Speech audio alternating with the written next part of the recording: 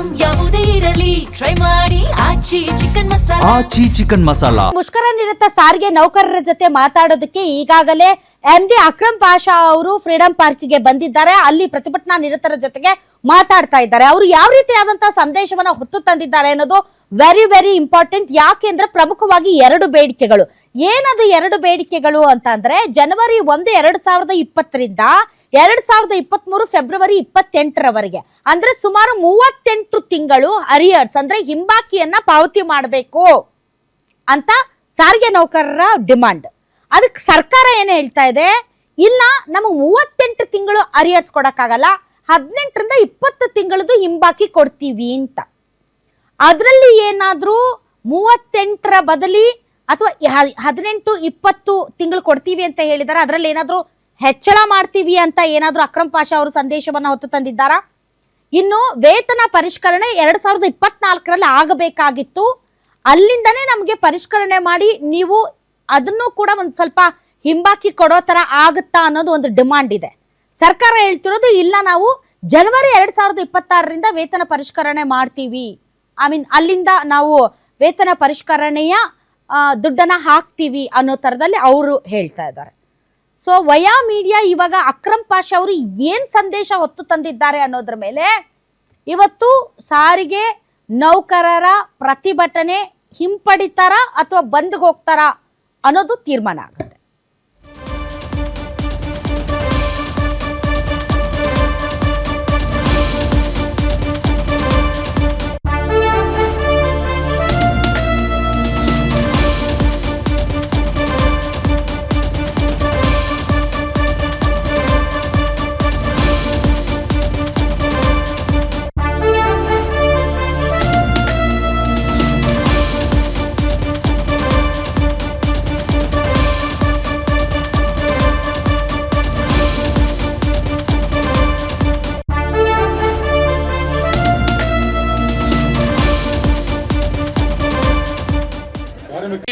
ಜಯದೇವರಾಜರ್ಸ್ ಅವರು ಕಾರ್ಮಿಕ ಮಿತ್ರರೇ, ಇವತ್ತು ನಮ್ಮ ಈ ಹೋರಾಟದ ಫಲವಾಗಿ ಇವತ್ತು ನಮ್ಮ ಆಳ್ತ ವರ್ಗದ ಪರ KSRTC ವ್ಯವಸ್ಥಾಪಕರಿಂದ ಅಕ್ರಮ್ ಪಾಷಾ ಅವರು ಇವತ್ತು ನಮ್ಮ ಅವರ ಜಯದೇವರಾಜರ್ಸ್ ಅವರು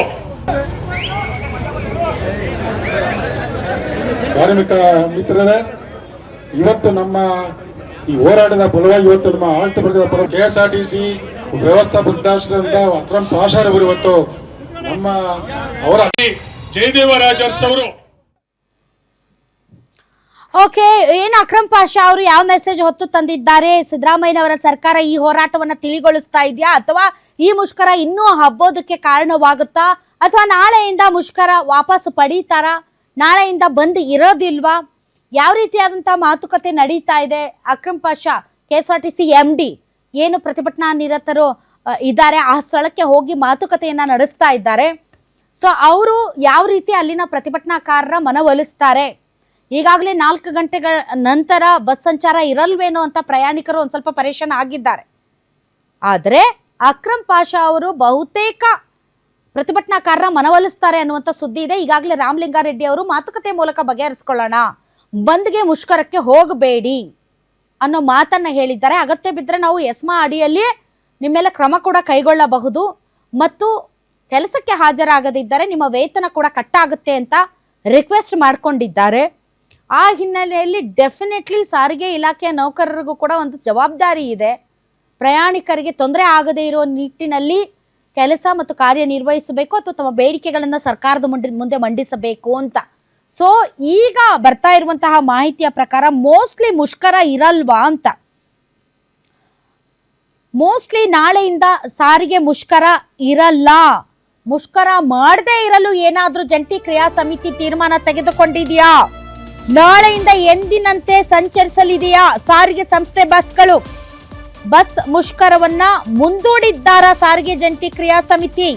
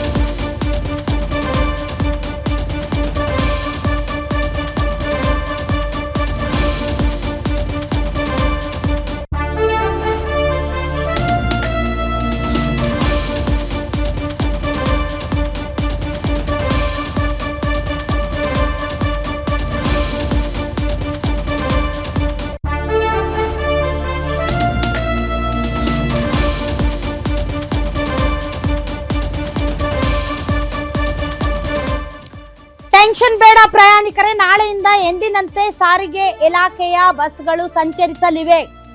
ಟೆನ್ಷನ್ ಮಾಡ್ಕೊಳ್ಬೇಡಿ, ರಿಲ್ಯಾಕ್ಸ್ ಆಗಿ. ಯಾಕೆ ಅಂತಂದ್ರೆ ಒಂದು ಟೆನ್ಷನ್ ಇತ್ತು, 4 ಗಂಟೆಯ ನಂತರ ಬಂದ್ ಎಕ್ಸ್ಟೆಂಡ್ ಆಗುತ್ತೆ, ಹೀಗಾಗಿ ಬಸ್ಗಳೆಲ್ಲ ಡಿಪೋಗೆ ಹೋಗ್ತವೆ, ಪ್ರಯಾಣಿಕರು ಪರದಾಡುವಂತಹ ಚಾನ್ಸಸ್ ಇದೆ. ಹೀಗಾಗಿ ಸಂಜೆ ಮೇಲೆ ಪ್ರಯಾಣ ಮಾಡುವವರು ಬಸ್ ಇರುತ್ತಾ ಇರಲ್ವಾ ಅನ್ನೋದನ್ನ ಖಾತ್ರಿ ಮಾಡಿಕೊಂಡು ನೀವು ಪ್ರಯಾಣ ಬೆಳೆಸಿ ಅಂತ ಹೇಳ್ತಾ ಇದ್ವಿ. ಬಟ್ ಈಗ KSRTC MD ಅಕ್ರಮ್ ಪಾಷಾ ಅವರು ಏನು ಮುಷ್ಕರ ನಿರತ ಸಾರಿಗೆ ನೌಕರರ ಜೊತೆ ಮಾತನಾಡಿದ್ದಾರೆ.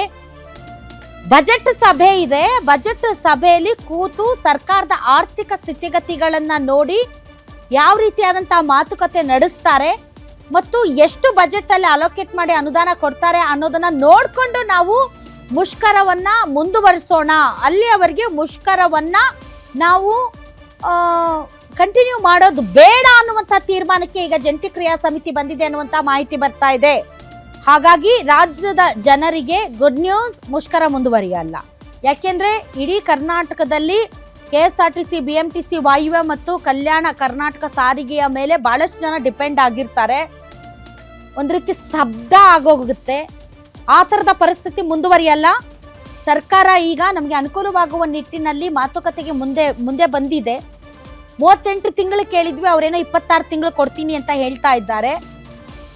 ಹಾಗಾಗಿ ಸರ್ಕಾರ ಮಾತುಕತೆಗೆ ಸಿದ್ಧ ಇದೆ. ಈಗಾಗಲೇ ರಾಮಲಿಂಗಾರೆಡ್ಡಿ ಅವರ ನೇತೃತ್ವದಲ್ಲಿ ಸಭೆ ಕೂಡ ನಡೆದಿದೆ. ಸಭೆಯಲ್ಲಿ ನೌಕರರ ಬೇಡಿಕೆಗಳಿಗೆ ಒಪ್ಪಿದೆ. ಆದರೆ ಈ ಬಜೆಟ್ನಲ್ಲಿ ಅನುದಾನ ಬಿಡುಗಡೆ ಆಗುತ್ತಾ ಇಲ್ವಾ, ಆ ಬಜೆಟ್ ಸಭೆಯಲ್ಲಿ ತೀರ್ಮಾನ ಆಗೋದ್ರಿಂದ, ಬಜೆಟ್ ಸಭೆಗೆ ನಮಗೆ ಆಹ್ವಾನ ಕೊಟ್ಟಿರೋದ್ರಿಂದ ಬಜೆಟ್ ಸಭೆ ಆದ ಮೇಲೆ ನಾವು ತೀರ್ಮಾನವನ್ನು ತೆಗೆದುಕೊಳ್ಳೋಣ ಅಂತ ಸದ್ಯಕ್ಕೆ ಮುಷ್ಕರವನ್ನ ವಾಪಸ್ ಪಡೆದಿದ್ದಾರೆ.